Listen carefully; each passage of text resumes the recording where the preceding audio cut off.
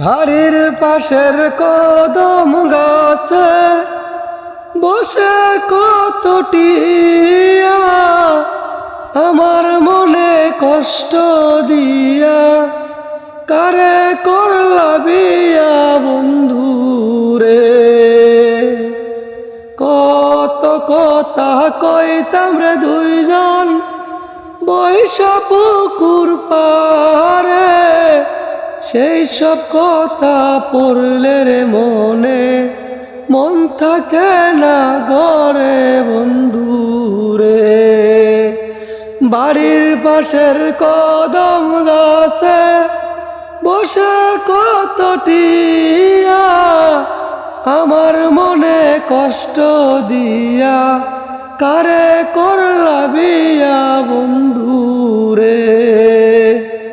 ধন্যবাদ মাননীয় সদস্য স্পিকার চিঙ্কু মাস্তানকে।